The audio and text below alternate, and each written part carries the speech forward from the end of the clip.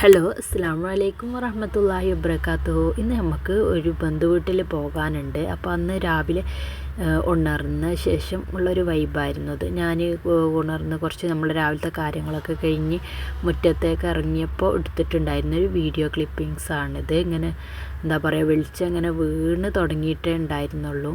അപ്പുറത്ത് ദൂരെ ഒരു വീട്ടിൽ കണ്ടോ, എന്താ പറയുക, മറ്റേ ഓട്ടോമാറ്റിക് ലൈറ്റൊക്കെ ഇങ്ങനെ കത്തിക്കിട്ടുകൊണ്ടിരിക്കുന്നുണ്ട്. അപ്പോൾ അതൊക്കെ ഇങ്ങനെ കണ്ടപ്പോൾ എനിക്ക് നല്ല ഇഷ്ടപ്പെട്ടു. അപ്പോൾ അങ്ങനെ എടുത്തതായിരുന്നു വീഡിയോ. ഇപ്പോൾ കുറച്ച് ദിവസമായിട്ട് ഞാൻ 5 മണി ആ സമയത്താണ്, സുബൈ ബാങ്കിൻ്റെ സമയത്താണ് എണീക്കുന്നത്. നമുക്ക് തഹജ്ജുദ് നിസ്കാരം ഉണ്ടാകുന്ന സമയത്ത് നമ്മൾ അതിന് വേണ്ടിയിട്ട് ഉണരും. ഇപ്പോൾ 5 മണിയാണ് ഉണരുന്ന സമയം കേട്ടോ. അപ്പോൾ ഉണർന്ന ശേഷം നമ്മൾ ബ്രഷ് ചെയ്യുക, അതേപോലെ ക്ലീനപ്പ് ആവുക, ഫേസ് വാഷ്, അങ്ങനത്തെ കാര്യങ്ങളൊക്കെ ചെയ്യും.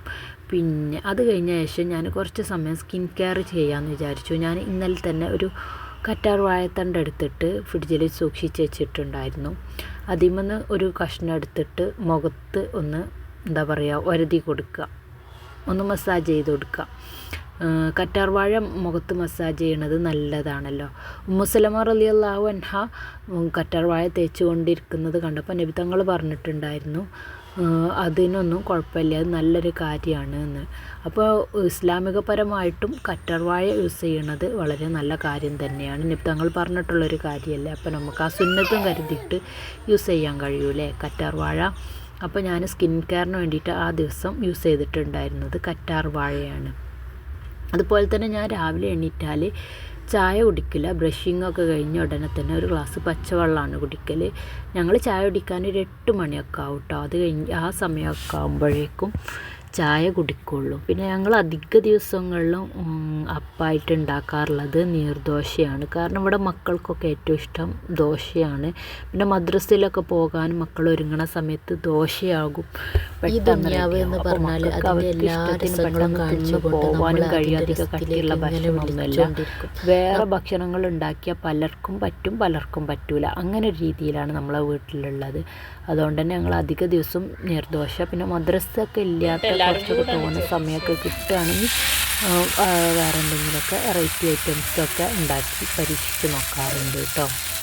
നീർദോശ ഇപ്പോൾ ചുട്ട് ഒരു ശീലമായിട്ടുണ്ട്. നമ്മളവിടെ ഇതിന് ദോശ എന്ന് തന്നെ പറയൽ. ഞാൻ ഈ ഫോണിൽ നിന്നാണ് കണ്ടത് ഇതിന് നീർദോശ എന്നൊക്കെ പറയുന്നത്. നമ്മളിത് ദോശ എന്ന് പറഞ്ഞിട്ടാണ് യൂസ് ചെയ്യൽ. മറ്റേ ഉഴുന്നരച്ചിട്ട് ഉണ്ടാക്കുന്ന ദോശക്ക് ഉഴുന്ന് ദോശ എന്നും ഇതിന് ദോശ എന്നുമാണ് നമ്മളിവിടെ പറയാറുള്ളത് കേട്ടോ. പല പ്രദേശത്തുമാണെങ്കിൽ ഇതൊക്കെ ഒരു പല പേരിലായിട്ടാകും അറിയപ്പെടുന്നത്. നമ്മൾ രാവിലെ അടുക്കളയ്ക്ക് വരുന്നതിൻ്റെ മുന്നേ സുബഹി നിസ്കാരം കഴിഞ്ഞ ശേഷം ഒരു യാസീൻ ഓതിയിട്ട് ഇറങ്ങുക. നമ്മൾ അന്നത്തെ കാര്യങ്ങൾക്കെല്ലാം അത് നമ്മൾ സുബഹി കളാക്കി പോകരുത്. പലരും പറഞ്ഞു കേട്ടിട്ടുണ്ട് സുബഹി കളായി പോകുന്നുണ്ടെന്ന്. നമുക്ക് സൺറൈസിൻ്റെ സമയമൊക്കെ അറിഞ്ഞിട്ട് എന്താ പറയുക അലാറം സെറ്റ് ചെയ്യാവുന്നതാണ്. സുബഹിക്ക് ശേഷം, അതായത് സുബഹി ബാങ്കിന് ശേഷം നമ്മൾ ഉറങ്ങുന്നതേ ഉത്തമമല്ല.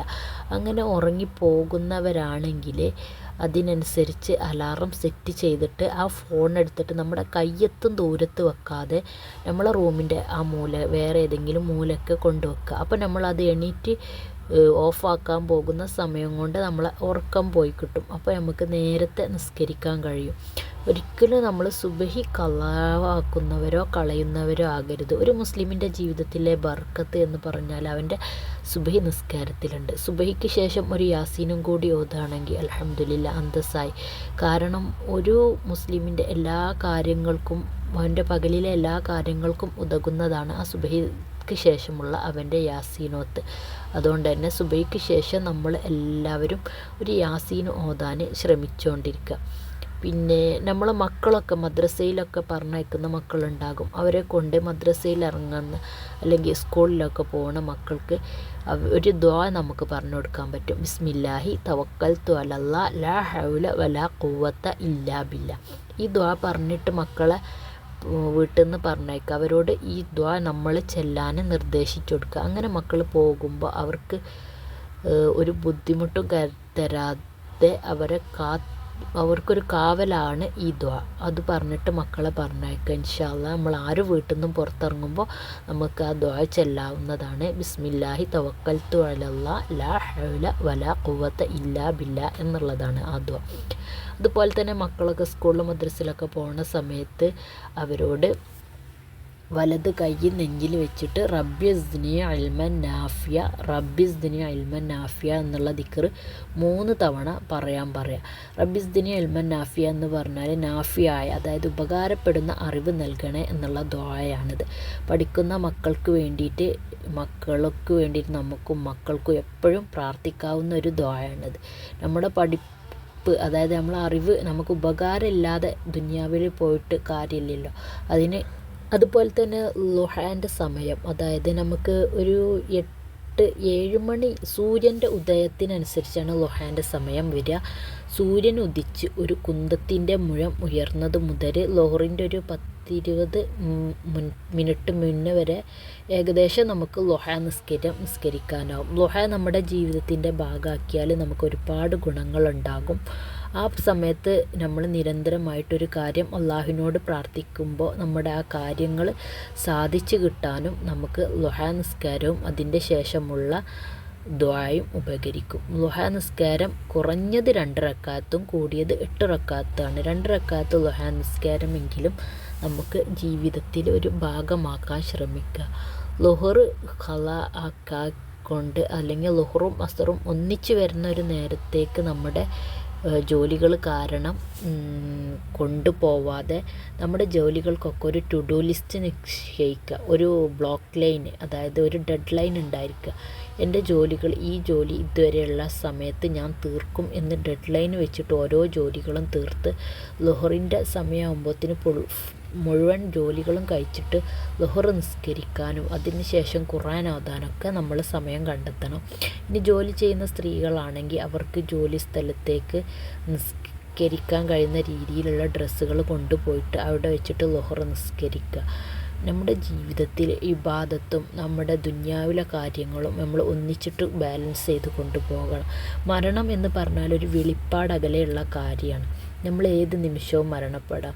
അപ്പോൾ നമ്മൾ മരണപ്പെട്ട് അവിടെ ചെല്ലുന്ന സമയത്ത് അള്ളാഹുവിനോട് പറയാൻ നമ്മുടെ ഈ ദുനിയാവിലെ കാരണങ്ങൾ നമുക്ക് നമ്മളെ ഇബാദത്തിനൊരു തടസ്സമായി പോകരുത്. നമ്മൾ പല ക്ലിപ്സും കണ്ടിട്ടുണ്ടാകുമല്ലോ. ഓരോരുത്തർ എന്തെങ്കിലും ചെയ്യുന്നതിനിടയിൽ കുഴഞ്ഞു വീണിട്ട് പെട്ടെന്നുള്ള മരണങ്ങളാണ് ഇപ്പോൾ സംഭവിച്ചു കൊണ്ടിരിക്കുന്നത്. അതുകൊണ്ട് തന്നെ നമ്മുടെ ഈ ആഖിറത്തിലേക്ക് വേണ്ടിയിട്ടുള്ള കാര്യങ്ങൾ നമ്മളെപ്പോഴും ചെയ്ത് വെച്ചിട്ടാകണം നമ്മുടെ ദുനിയാവിൻ്റെ കാര്യങ്ങളിലേക്ക് ഇറങ്ങിത്തിരിക്കുന്നത്. നമ്മൾ അവസാനം ഏറ്റവും നല്ല അന്ത്യമായി കിട്ടാൻ, ആഖിബത്ത് നന്നായി കിട്ടാൻ അല്ലാഹു തആലാനോട് നമ്മൾ എപ്പോഴും ദുആ ചെയ്തുകൊണ്ടിരിക്കണം. അപ്പോൾ ഇതൊക്കെയാണ് ഇന്നത്തെ വീഡിയോ. ഇഷ്ടപ്പെട്ടാൽ ലൈക്ക് ചെയ്യണേ. അസ്സലാമു